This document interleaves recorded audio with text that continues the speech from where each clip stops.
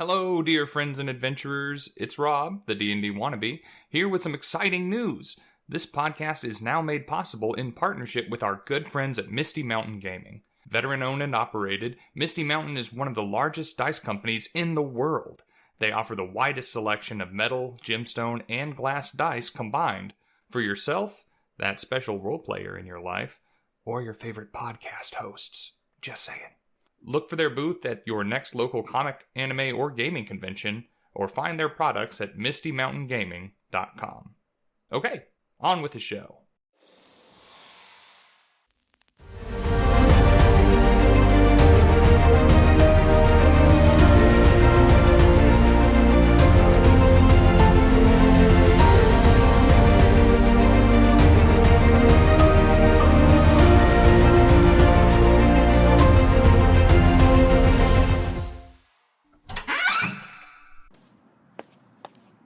Hello?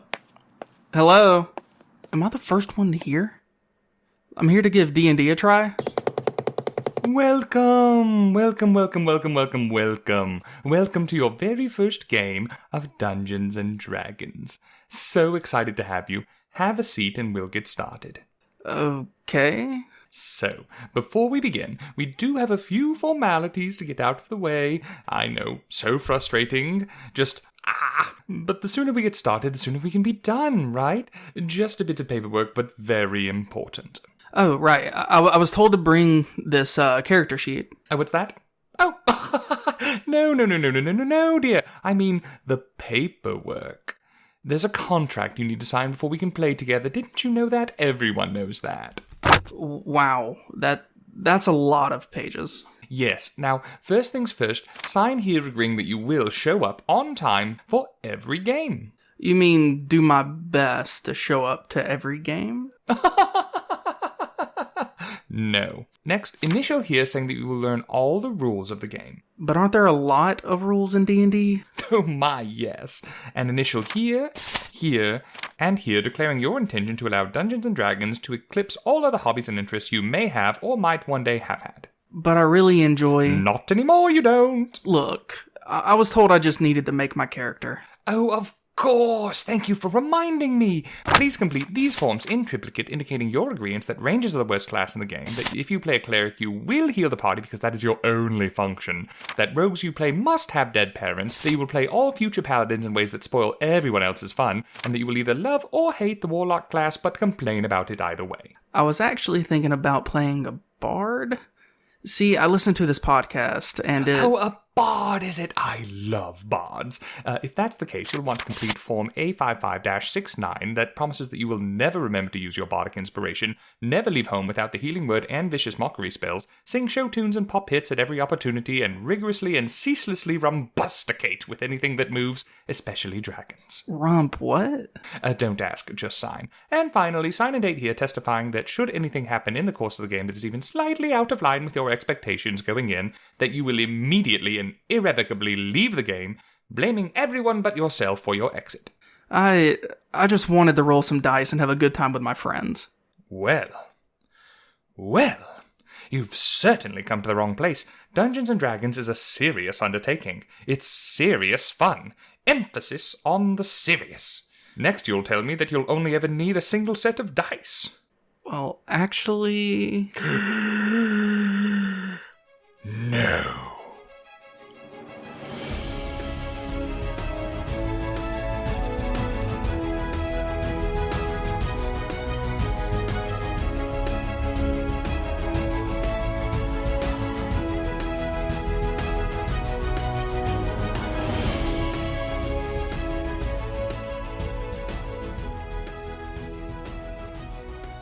Thank you, friends and adventurers, for returning once again for yet another episode of Bardic Twinspiration. It's me, Steven, the unapologetically better looking of the two twins. Guess you'll just have to take my word for that. And here, as always, with his face for radio, is my twin brother. Hi, it's me, Rob, D&D wannabe, here with my unusually insulting brother, and I don't know why. Why are you doing this to me?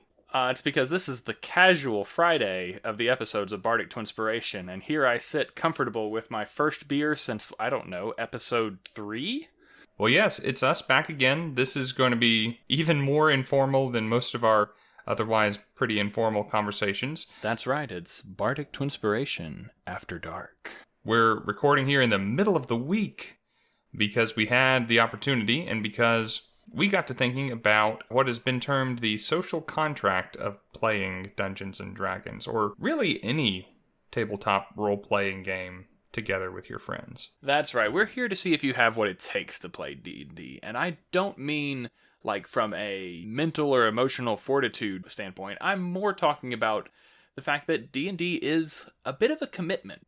It's something that you're going to be devoting a lot of time to. It's something that you're going to invest a lot of energy into learning and studying. It's not your average board game that you just pop open at the party and have a little fun with for 30 minutes to an hour and then pack back up. And importantly, it's not something you're doing alone. When you pursue any kind of an activity solo, you can come at it with whatever attitude you want, and the only person it affects is you. But when you sit down with a group of friends or strangers to engage in a role-playing game like this, it's not just your fun that you're in charge of. Role-playing games are a group activity. And as group activities, it's something that we're doing together, and we're all meant to be on the same side and on the same page about certain things. There are expectations that you have of the other people sitting around the table, and they have similar, if not identical, expectations of you, whether or not you've actually talked about this. It's true. You know, in a lot of games where you have a DM-style player and another group of non-DM style players, you have this sort of adversarial relationship. Sure. Where it's DM versus everyone else. Everyone else is expected to cooperate, and they're expected to just stick it to the DM as hard as they can, and vice versa. Don't do that. I'm thinking of games like, I want to say Descent. Descent is that way, isn't it? And there's a bunch of other Descent-esque games where either the DM wins or the players win. But D&D is not that way. D&D is about presenting your players with challenges and giving them the opportunity to overcome them in the hopes of creating a story that is going to be engaging, memorable, and most importantly, fun. Right, even though you're on separate sides of that DM screen, you're all really on the same side. You're all on each other's side. You're all here together as friends and storytellers to have a collaborative, cooperative, good time. Just because one guy is responsible for all of your adversaries doesn't mean that they are your adversary. Your dungeon master, he or she, wants you to succeed just as much as anybody else. And that's just part of the game. If you want a versus mode experience, I can point you at a bunch of asymmetrical video games. Right. And within the context of RPGs, I don't know too many people who don't play either with their friends or with people that they hope might someday become their friends. The first time I played D&D, it was with a couple of people I knew and a couple of people I didn't. Which one was I? You were someone I knew. Okay, I just had to check. You were someone I knew and was hoping to become friends with. That's truer than we'd probably like to admit at the time. So, you bring some people over to my house, and they sit down, we make characters, we talk about the setting, and we play some D&D. Last summer, during COVID 2020, I went online and found a whole group of perfect strangers that I started a game with. Mm-hmm. And all of those people, despite the fact that I knew none of them when the game started, are all, at worst, my casual friends to this day. All right, they're some of our founding members of our Discord. Most of them are on the Discord, and I love having them there. I don't know anyone who sits down across the table from someone that they actively dislike. And it's important that this stays true throughout the course of the game. D&D is a game that you play with your friends or people who you are hoping may become your friends, and that relationship or potential relationship is more important than what takes place at the table. Let me come back to that in a bit. This is how you know this is the After Dark, because I'm probably going to leave this in. That's right. I have no script. This is completely atypical for me. Not that these episodes are scripted. For those of you who don't know Steve, I I have like an index card of notes for our podcast, and he will have a couple of pages on a Word document. We don't script these episodes, but I do usually take pretty extensive notes. Tonight, I have none. Sorry, guys. You get what you get tonight. Yeah, I'm the one with the small amount of structure this time. Y'all look out. Send help for Rob, because there's nothing holding me in. I would appreciate it. Anyway, if we didn't state this clearly enough earlier, when you sit down at the table to play Dungeons & Dragons with these friends or potential friends, you are agreeing to a certain set of attitudes and behaviors that will be conducive to everybody having a good time and to making D&D happen. If at my table, which this is mainly what we're going to be going over, are the things that you are agreeing to when you sit down to play with Rob, and Steve will agree or critique them. Okay.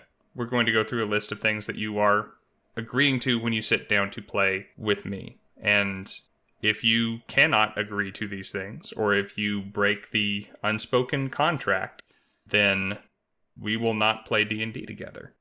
And it's not that we will end our friendship, or that my feelings will personally be hurt, or that I will think that you are a terrible person. It is none of those things. We will just not play D&D together. Right, because I feel like everyone has friends that they play D&D with, and friends that they don't play D&D with. I would think. Yeah. Or at least, family members that don't play D&D with them, or coworkers that don't play D&D with them, who you still have in your life and you still enjoy and interact with amicably. It's true. Most of the world does not play D&D. We're working to fix that a couple of people at a time. But as you said, I was actually going to be saving this point for last.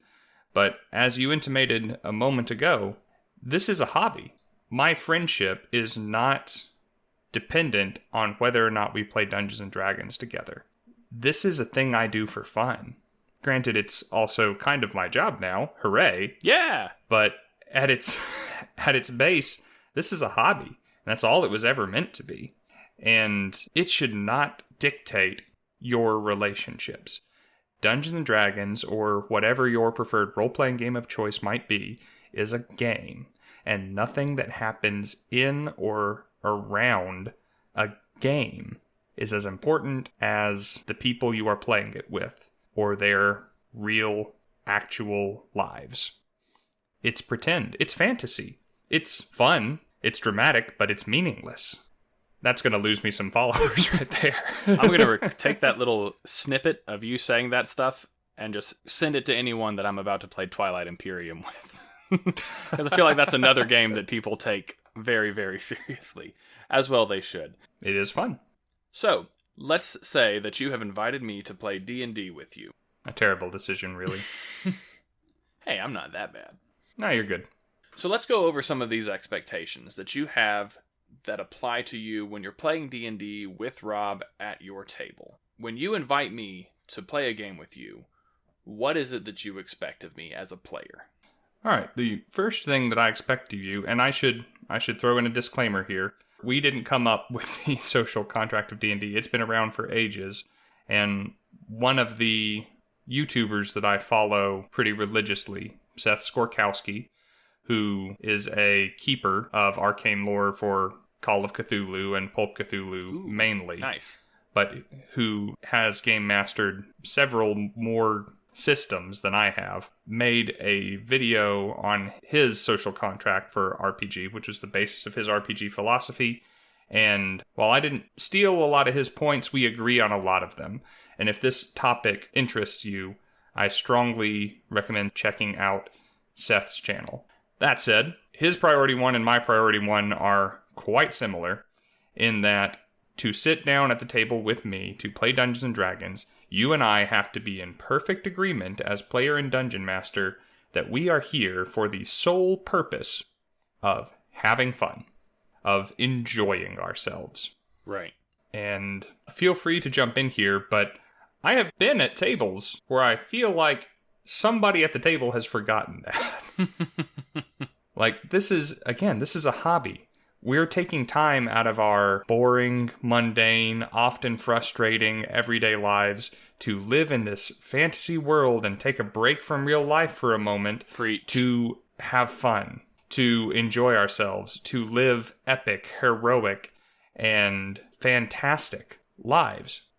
Doesn't that sound like fun? Don't you think you should have fun doing that? I do. Yeah, I think we made some sort of comments in our combat series that we made about why would you want your hobby to be monotonous? Why would you want your hobby to be bland? And most importantly, why would you want your hobby to not be enjoyable, right? Sure. You're devoting a lot of time to this. You're devoting not just the time that you sit down at the table every week, but also the time that you've spent leveling up your character, also the time that you spent creating the character, also the time that you spent reading the player's handbook. Do you really want to have spent all that time and then not prioritize your enjoyment of the game? I should hope not. But it's an important note to say that your fun is not the only one that matters. No, that is an excellent point. Because D&D is a social game, and it is, by and large, a cooperative social game, not the adversarial type, like we discussed previously. You are not the only person who has put in this much time. Obviously, the DM has put in more. Exponentially more time. Yes, more. But all the other players have probably put in some, if not more, than you, depending on how seriously you take this, and they are no less deserving of that fun. Sure. Let's say you all set aside your Friday night to play. Everybody at the table put aside their Friday night to be in attendance for this game. There are other things that they could be doing. There are other places they could be. There are things that they would certainly enjoy doing with another group of people in a different setting, with a different activity. But they are here. And with that attendance, with that presence, there is some responsibility placed upon you to make that investment of time, that trust that they have placed in this group, an enjoyable experience for them. And I feel like a lot of people are going to take that expectation and just drop it at the DM's doorstep. You know, like this begins on the other side of the screen, and it is the DM's job to make sure that we all have fun.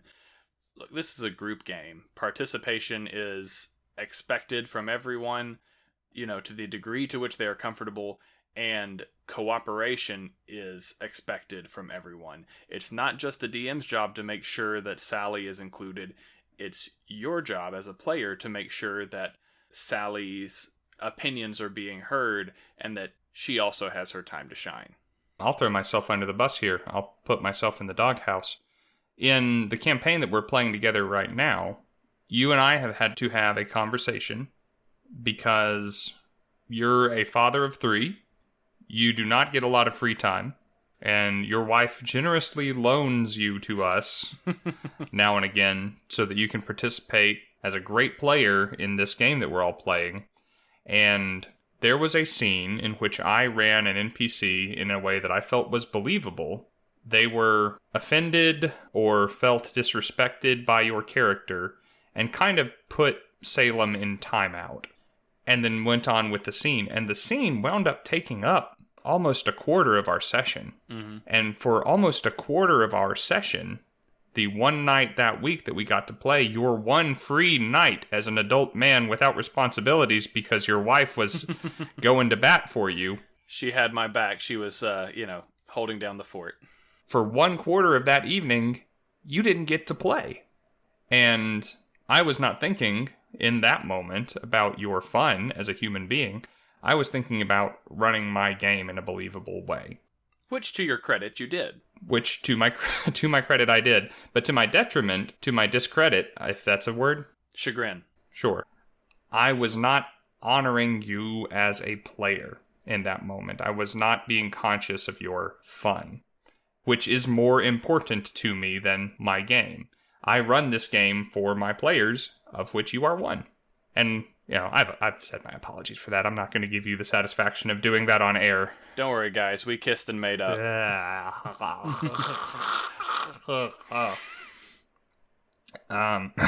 Hairball. It was a hairball. So that is to say, my priorities in that moment were not in line. But, in all fairness, I'm not putting that solely on my footstool there. The other players around the table have a responsibility to you as well, and you to them. If any of my current players are listening to this, I'm not using you particularly as an example, but I'm saying that other players at the table are free to come to the rescue if that sort of thing happens. If someone gets sent out of the room, in a show of solidarity, you can leave and take the adventure with you. Or you may insist that they be allowed to participate because you all stand together.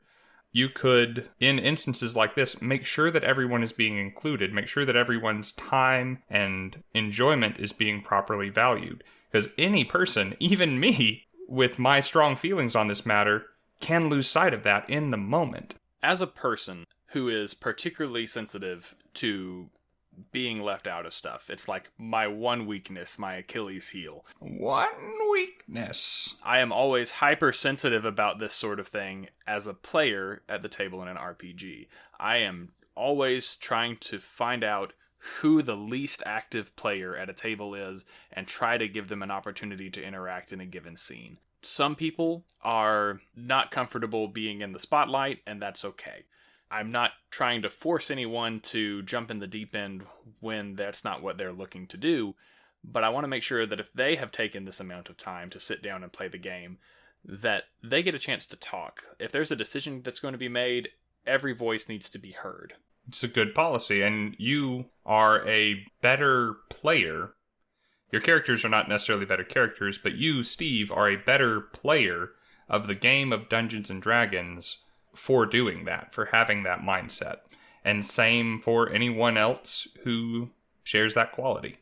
Which is something that I have to keep top of mind, though, because I do try to engage in every possible scene that takes place at the table, and I recognize that I have a tendency to try to steal the spotlight if I am not cognizant of that and trying to push down that impulse a little bit.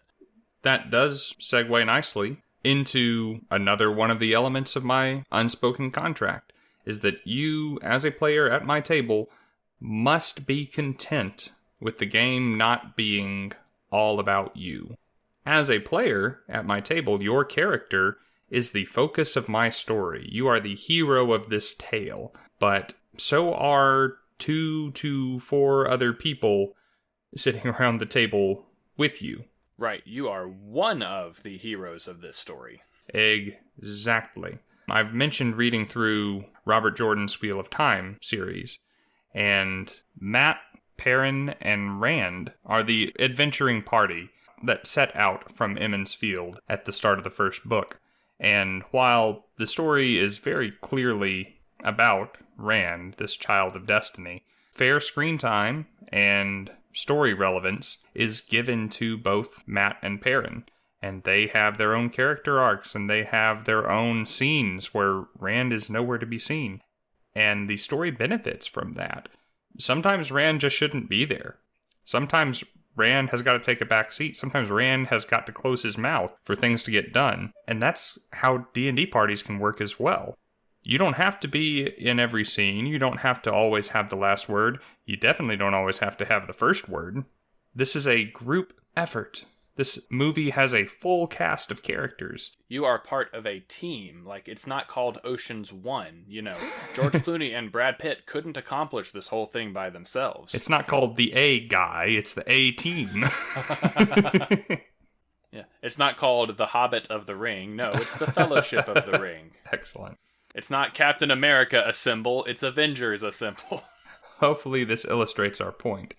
It is very easy in an effort to be involved with the Dungeon Master's story and to be engaged in the game and to be participating in everything that you can to handily steamroll over other people who might want a say but might not have as loud a voice. And as Steve was saying, being mindful of that, being mindful of yourself at the table is part of what makes this a game and what makes you a player. You know, I would feel like that you were calling me out if I wasn't constantly stifling my impulse to do exactly what you just said. I mean, I do the same thing when I play, but we do it.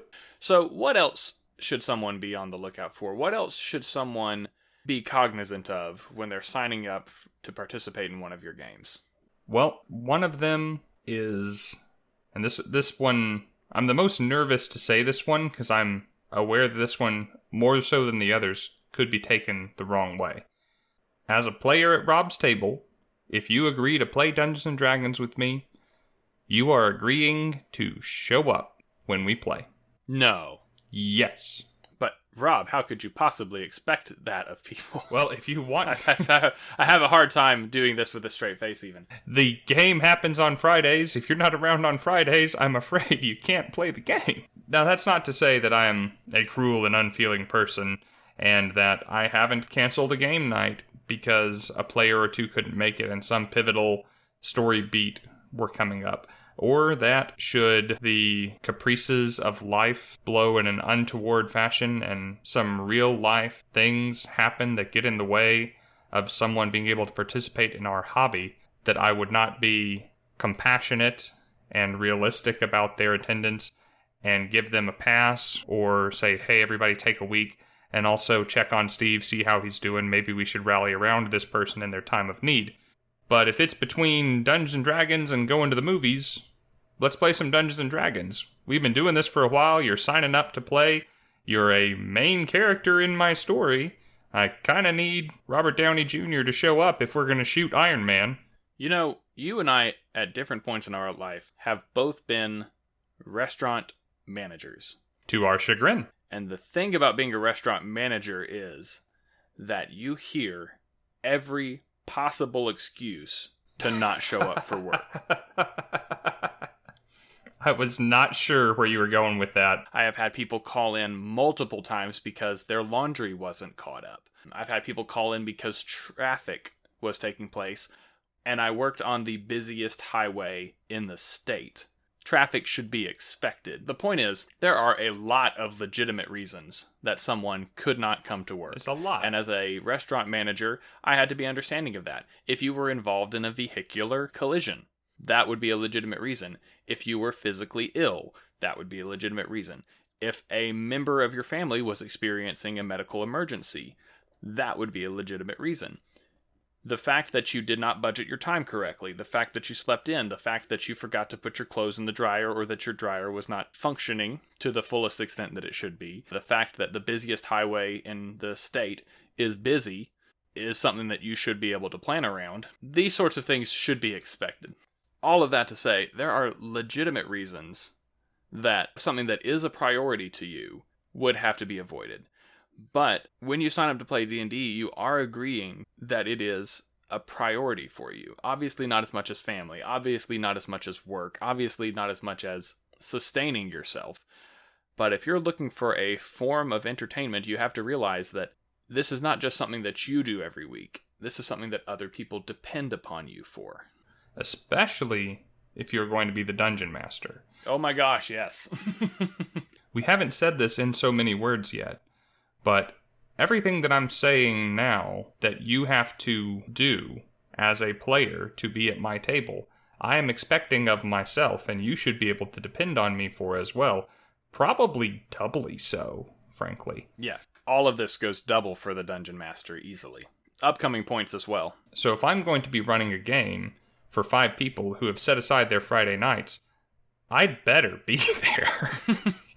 Because you know what? If Sally can't make it because a tree fell down and her internet is out, but Tom, Dick, and Harry can, Rob's got to be there for Tom, Dick, and Harry.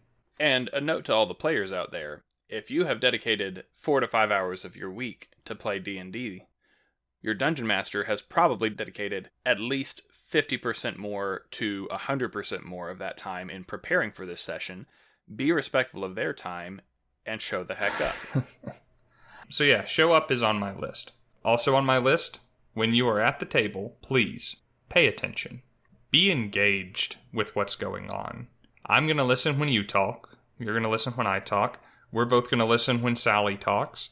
And we're all going to have a good time.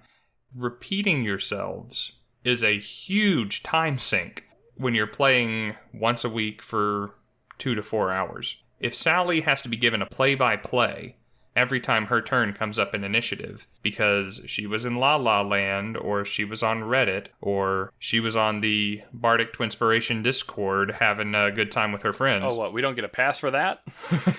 That's a lot of time wasted. And it is discouraging.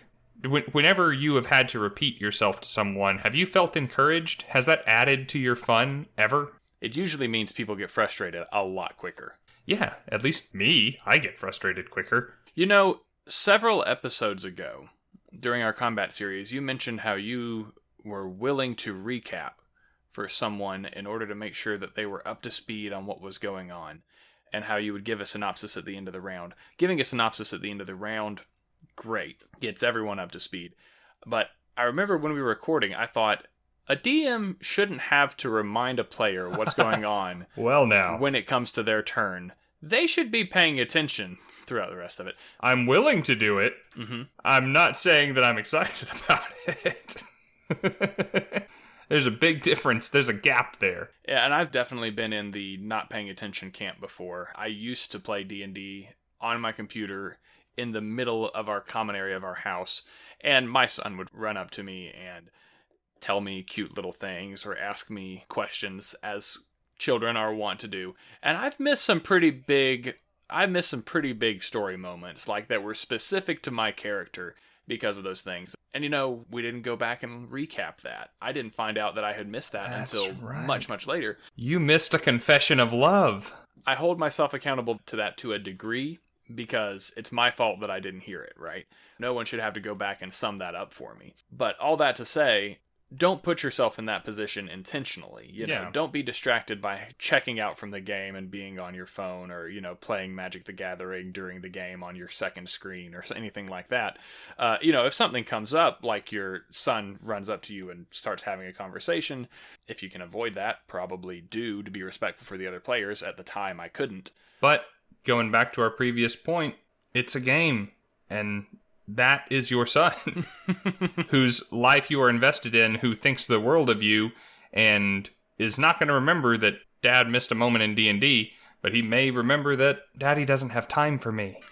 And that's more important to me, as the guy who was running that particular session for you, that you were there for your son, though I was wrapped up in the moment and didn't realize, because of the virtual medium, that you had missed that. I thought you were just being very callous and focused on the mission.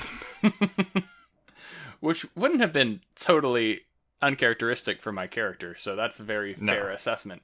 Although, it probably would have made a difference had I noticed.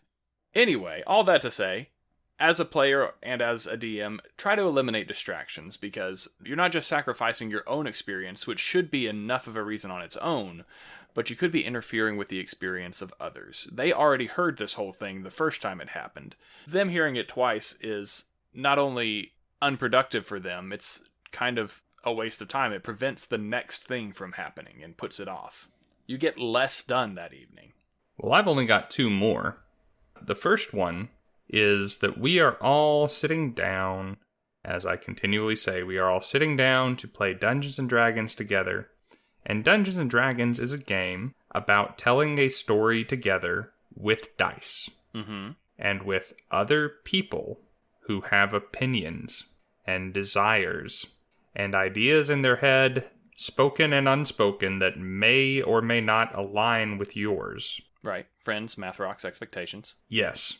So, putting the Dungeon Master into the mix, putting other people into the mix, and adding the additional chaotic element of random number generating dice, you have virtually no control over the story. And you have to be fine with that. What you're saying is that when I sit down as a player to play Dungeons & Dragons, not everything is going to go the way I want it to? Not everything. You mean I have to put my enjoyment of this game in the hands of other people and trust them with my expectations of this being a good story and being able to enjoy it?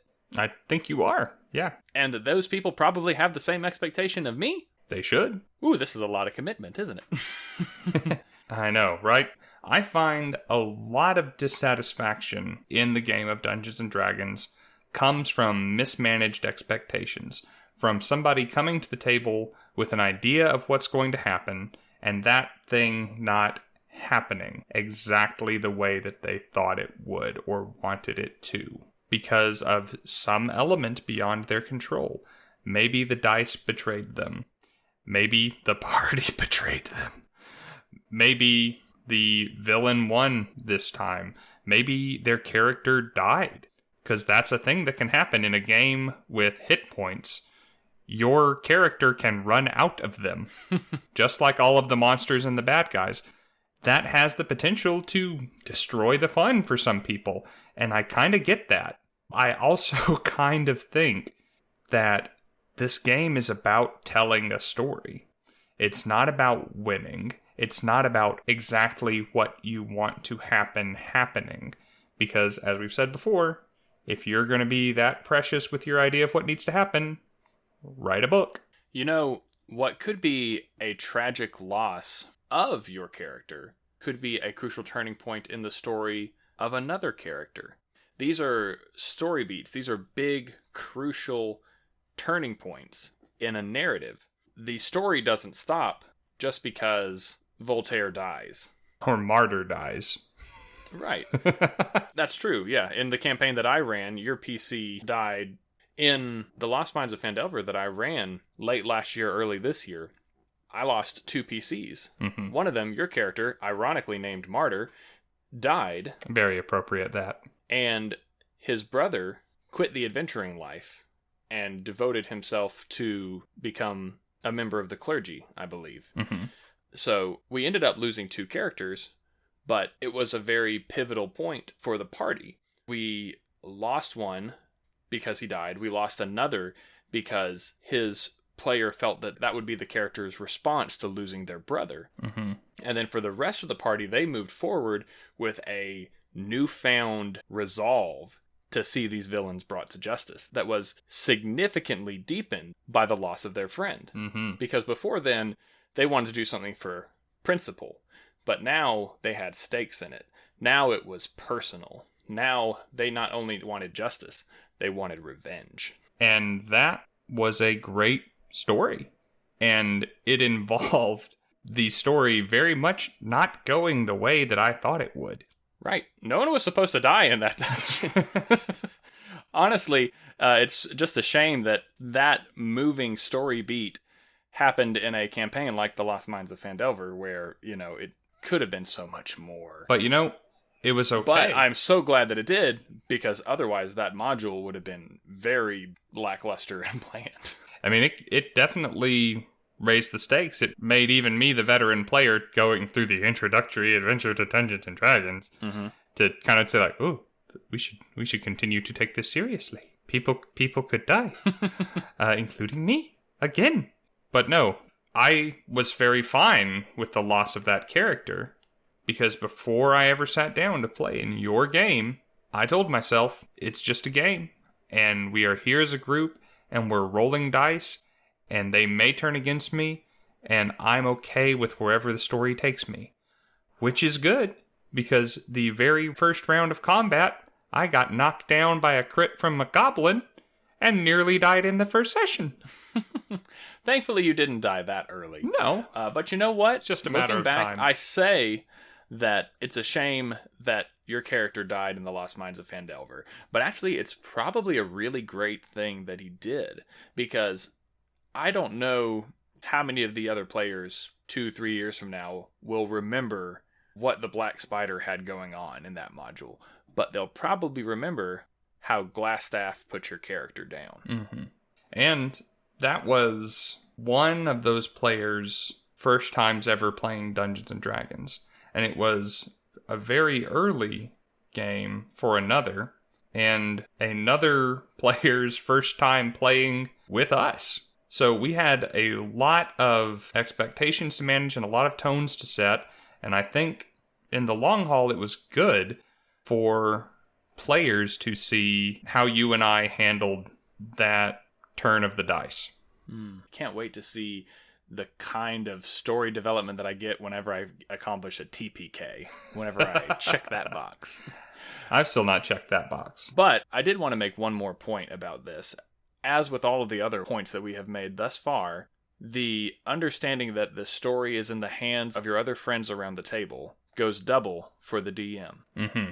We've made allusion to this before, but the DM needs to understand that the story that they have in mind might not be entirely supported by the dice. Or the players. I know that you've said before that DMs will fudge rolls to make sure that certain things happen, but when the player rolls a dice, there's an expectation that it will coincide with a certain result. Obviously, the DM still adjudicates that.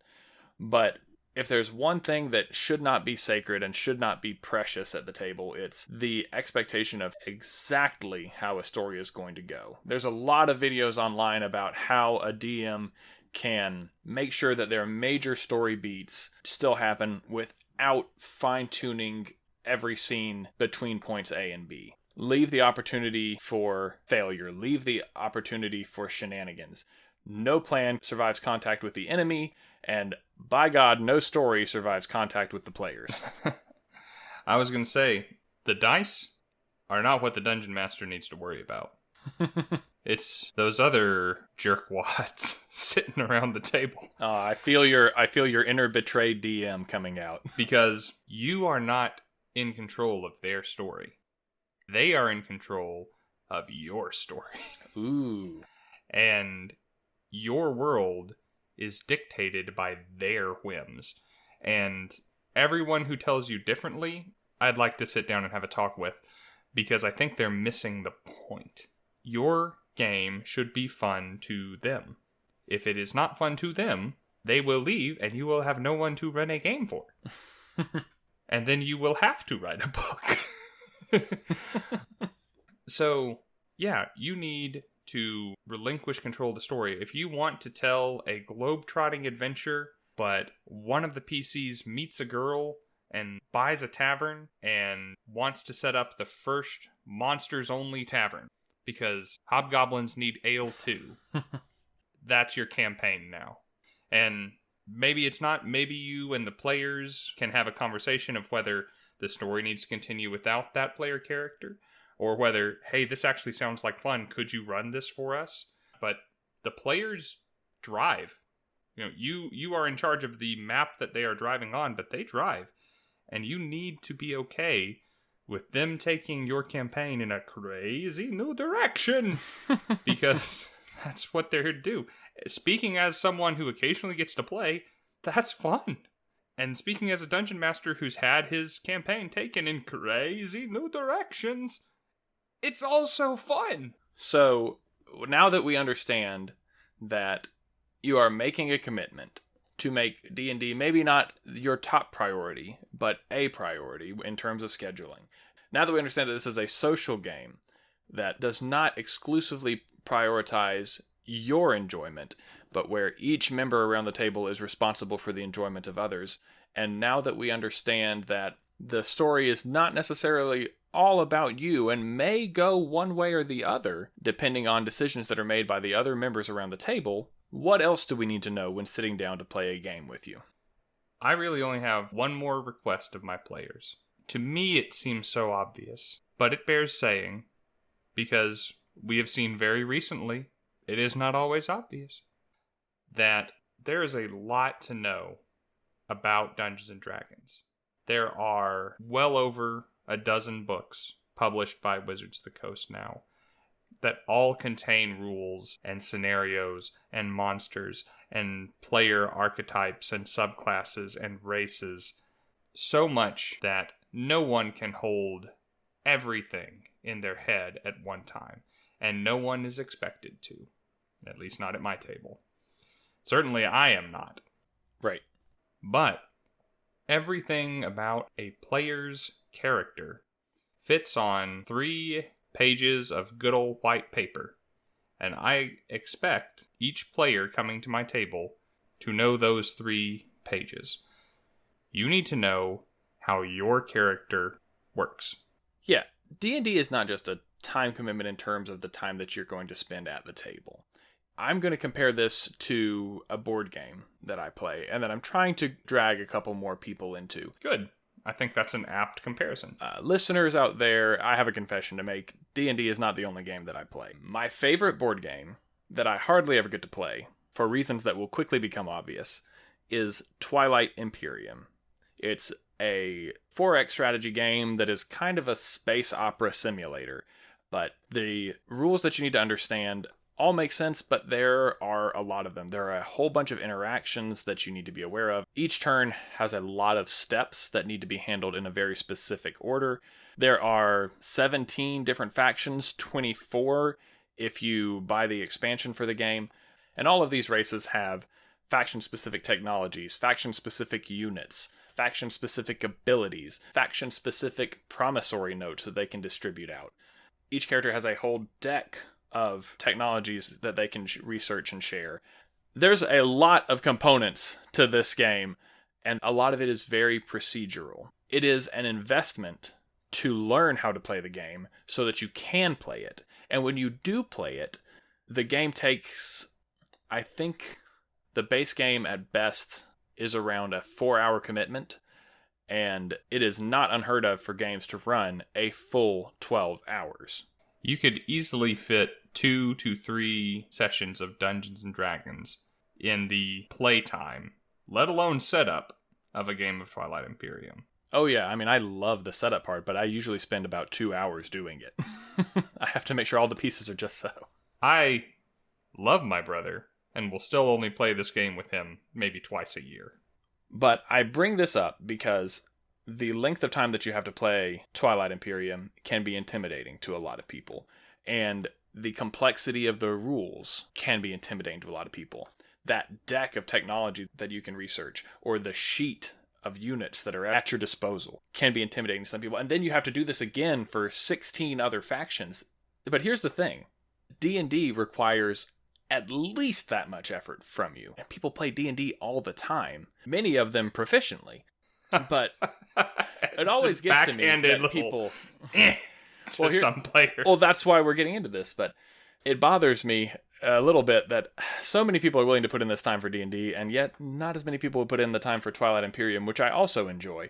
But that time is required just as much in order to play D&D, because you need to understand what the character sheet represents, and then you need to fill it out specific to your character, and then once you have filled it out, you need to be able to access that information with just a couple of reminders. What I expect from my players, compared to Twilight Imperium, and if you don't know Twilight Imperium, dear listeners, hopefully this analogy will still make sense.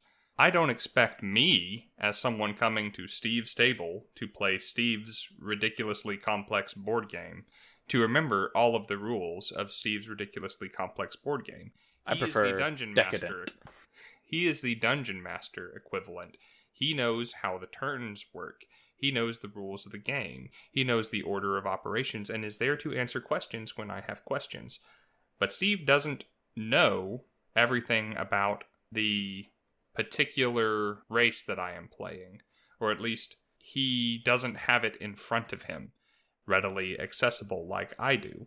I don't have to know all of these things. This is why I have Steve. This is why players have the Dungeon Master.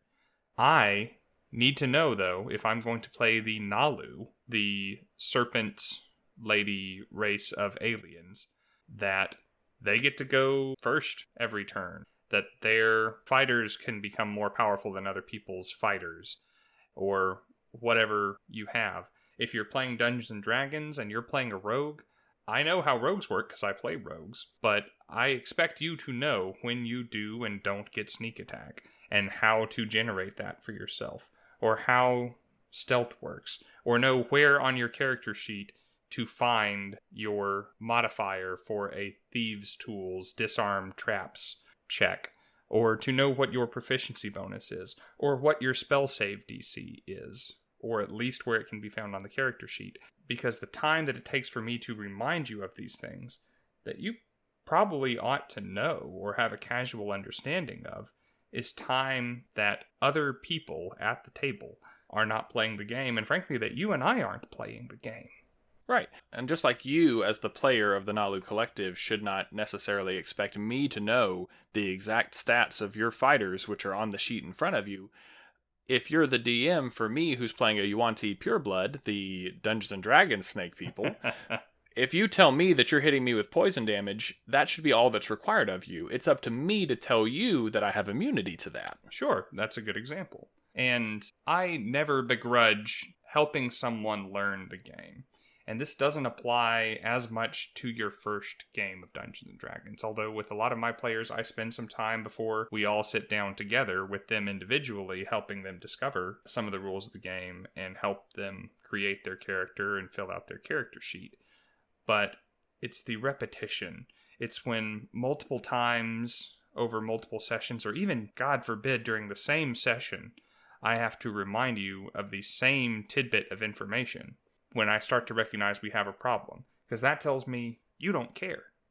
So why should I? Puffin Forest has a YouTube video that I have watched multiple times about... Good old Puffin Forest. Yeah, I know. I haven't seen any of his stuff in forever. I don't think he puts out as much as he used to. Hey-o. But I remember he had a video about a time that one of his players cast darkness on a dragon that they were fighting without fully understanding the spell. So the darkness spell was cast, and then the dragon could see the entire party, and the entire party could not see the dragon.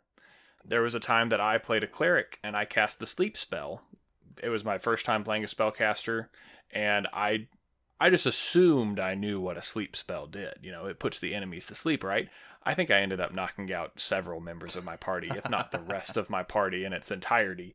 And some of us died. I think it was you again, actually, now that I think of it. The DM needs to understand how the game works, but it's not their responsibility to understand how your character works. It's up to you to remember that poison immunity. It's up to you to know how that sleep spell works.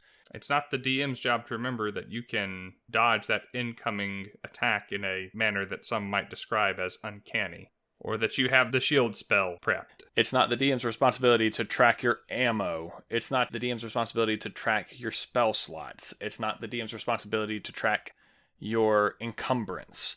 These are all things that you as a player are intended to understand exist and how and when they apply to your character. And again, if you're playing like a high-level spellcaster, you have a lot of stuff to keep track of, and maybe you prepared different spells today than you did the day before. I at least expect you to know where to find the information that you need.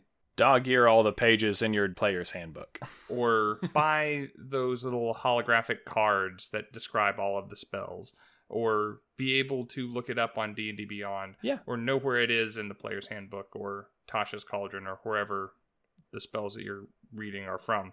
We play on Roll20, but I always keep D&D Beyond pulled up on a separate tab in my browser so that I can view my spells with just a simple click.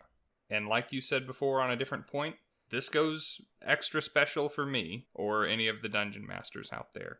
As the Dungeon Master, I have the additional responsibility of not just knowing how the bad guys work and how many attacks the monsters get, what their HP and AC values are, but also of knowing game mechanics and the lore of my world to the extent that it is established, and being able to run the game. And if there is a rule and I know it, to enforce it. If there's a rule and I don't know it, to ask my players and see if they know it first, or B, be able to look it up and see if I can't find it, to be able to make a ruling that makes sense in the moment and that my players can get behind, and then to go forward from there, either finding the correct rule by the next session and enforcing it, or by abiding by what I said in the moment and making it consistent so that my players know what to expect. Because, again, a lot of this social game is managing expectations.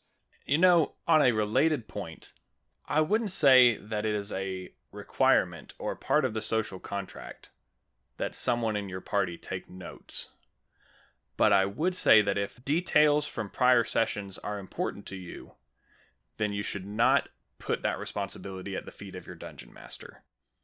If you want to know what that goblin merchant's name was from 12 sessions ago, don't make your DM go and look that stuff up. Make a note of it yourself. Or have a designated note taker at your table. I'm a firm believer in player roles, of things like saying this player is the treasurer and this player is the captain and this player is the chronicler. They keep the campaign diary. And once again, that also goes double for the DM. You know, if one of your players drops some knowledge about their character's backstory and you think, ooh, I could use that later, make a note of it yourself. Remind yourself that that is going on. This is something that is apparently important to your player, and what kind of DM doesn't want to take that and use it to their advantage later on?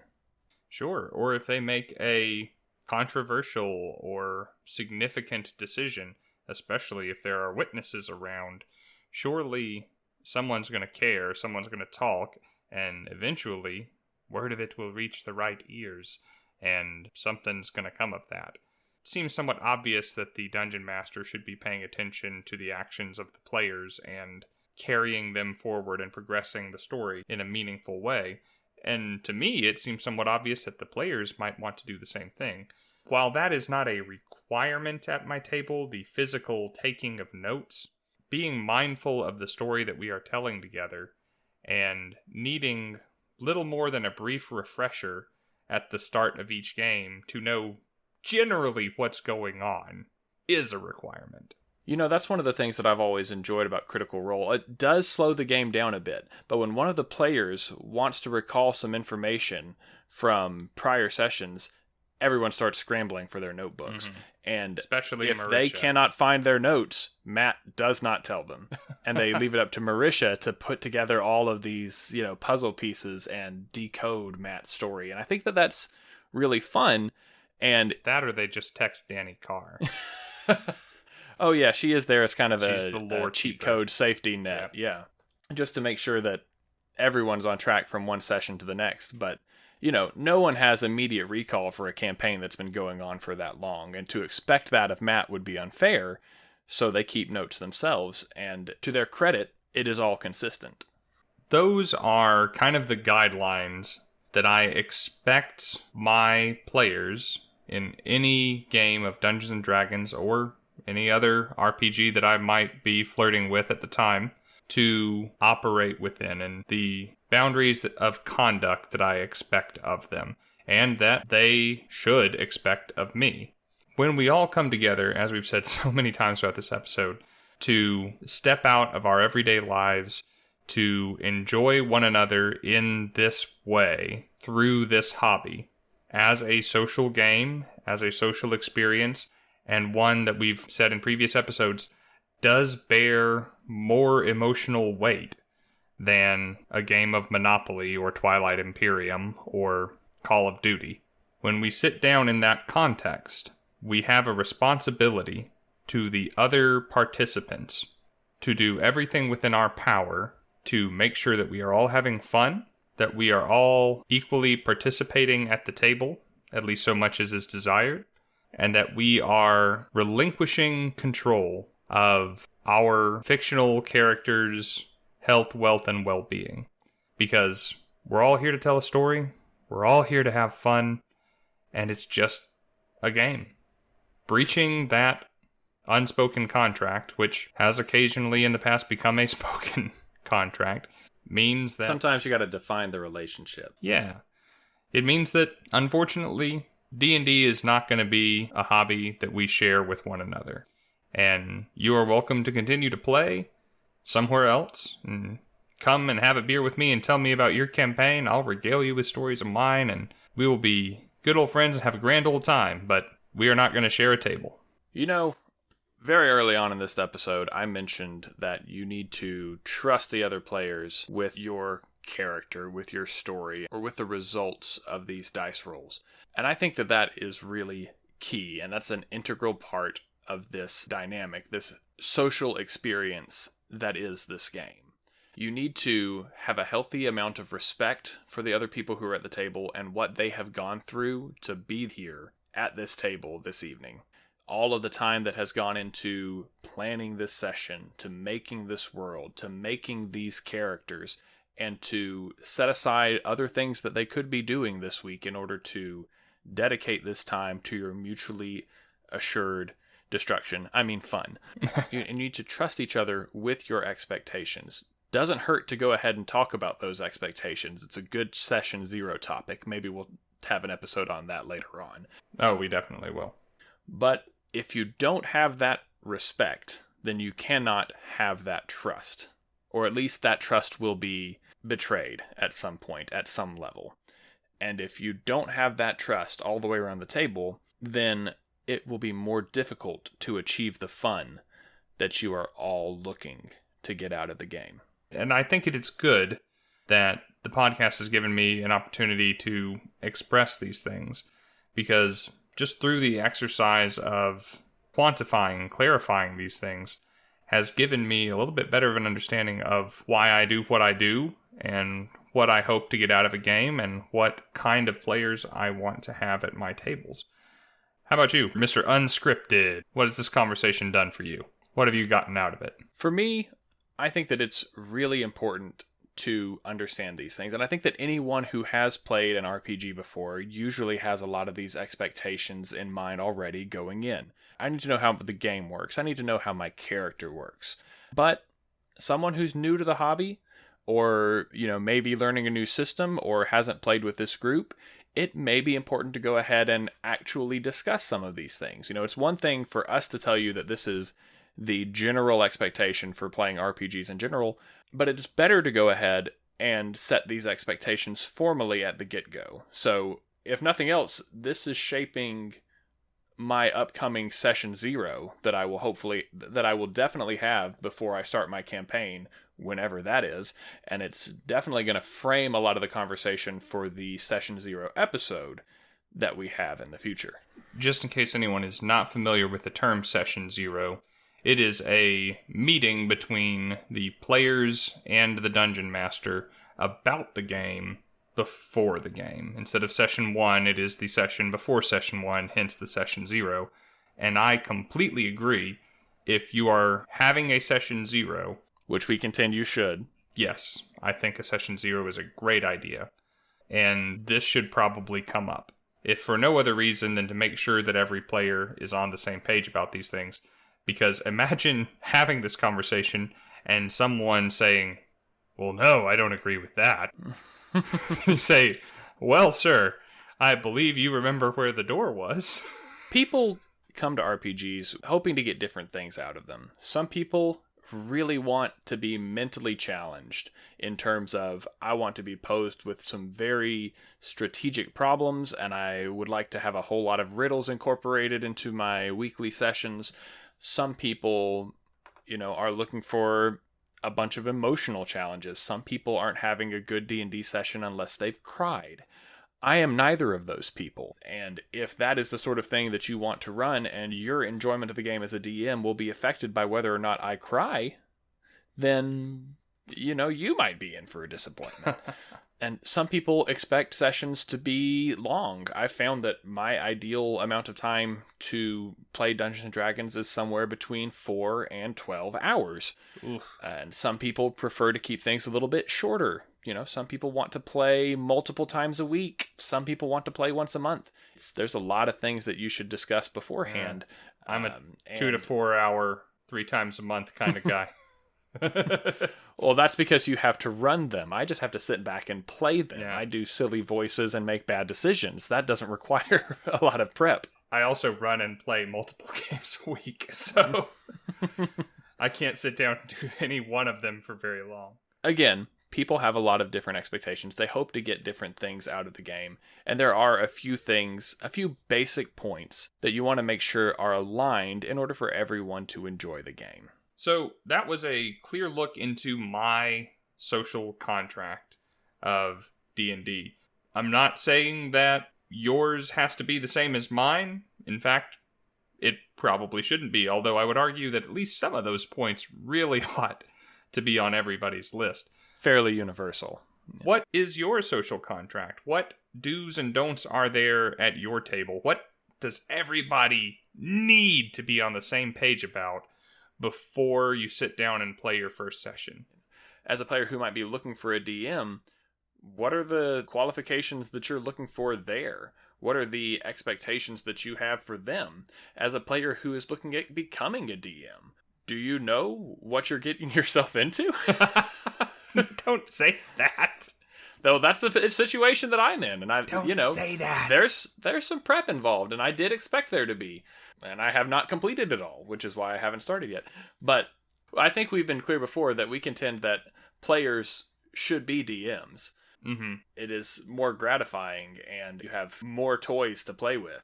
All of the rules that are in the book, you are permitted to break. I'm working on a script for a YouTube video, basically to that effect. And I was recently watching a video by some content creator. I don't remember which one it is. Sorry, whoever you are. I love your stuff, but apparently I can't distinguish you from the other 5 to 12 hours of D&D content that I consume online each week. Was saying that becoming a DM should be a natural evolution of a player. If you think that your DM is doing something wrong, that's your cue.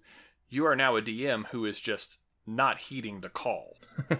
I mean, that was my call to action when I first got into Dungeons & Dragons, was I thought I could do a good job. We've already talked about this in our very first episode of the podcast. Yeah, you had that idea outright. You thought, I can do this better. But to say that someone is not doing it well is inherently, maybe not implicitly, but essentially saying the same thing. Anyway, off of that tangent, if you have answers to those questions we were asking minutes ago, why not share them with us? Bring them. We might need to make a new episode retconning everything we just said, because your social contract is perfect and we cannot go without saying some of these things. Let us know on the Discord. We're trying to grow the community there, and we're enjoying everyone who is there already. The link is in the description of this episode. Or, if a word count doesn't intimidate you, hit us up on Twitter, the D&D Wannabe or B Twinspiration.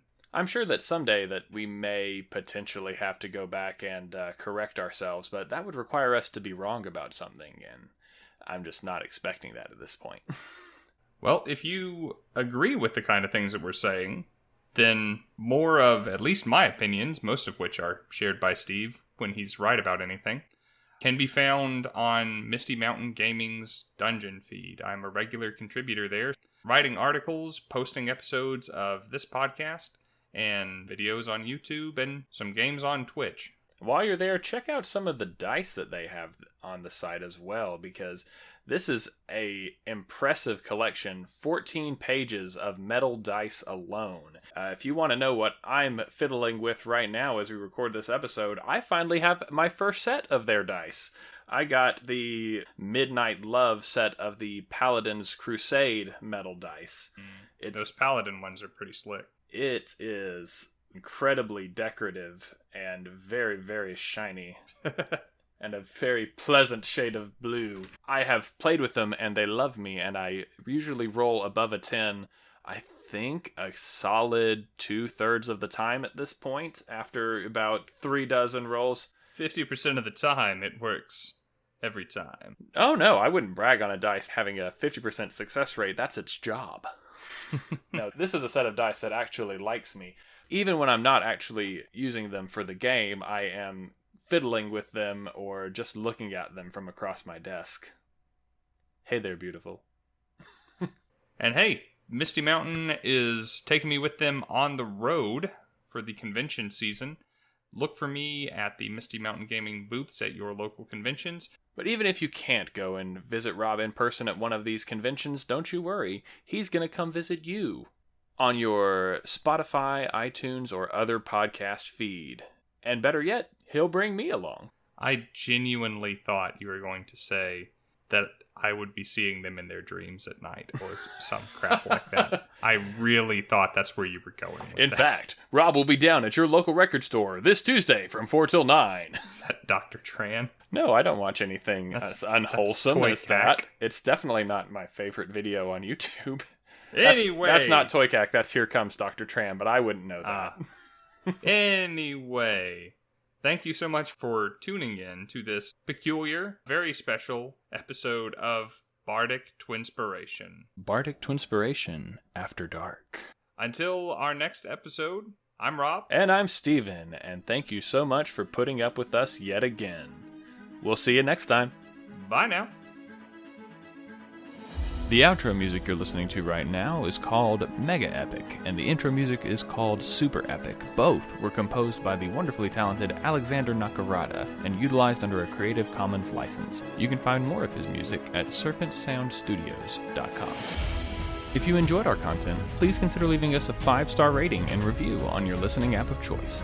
To keep up with us on social media, look us up on facebook.com/Bardic Twinspiration and on Twitter @BTwinspiration. Want to interact with us directly? Come join our Discord. After all, who are we if not people who are willing to roll the dice on making some new friends? Links in the description. Come check it out.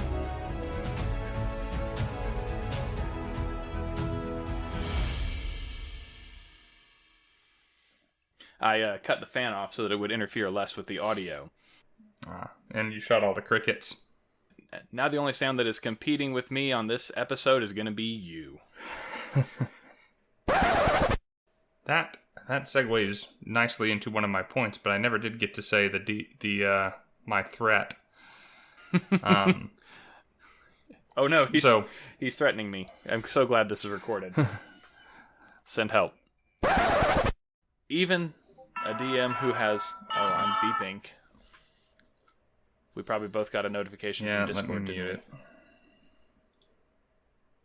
There we go. Sean! That'll go in the bloopers. Abernation. That was Sean. No, that's Abernation. I don't know. I don't remember who that is. I'll have to look it up. I know who it is. I just have to put a profile picture to a name. Sean. Abernation! I'm trying to figure out how to conclude your analogy. Like, the players are the ones who get to drive, but you decide if they're holding the map upside down or not. The players are the ones who get to drive, but you're the one who decides whether they're driving a tricycle, a motorcycle, a sports car, a jalopy, or a mobile home. I don't think it's a perfect analogy. We can just give up on it. The players are the ones that get to drive. Just give up on it. Okay, all right. Abandon ship. Start bailing out. Yep. Okay, let's kill this thing. That went on. We filibustered like some mother...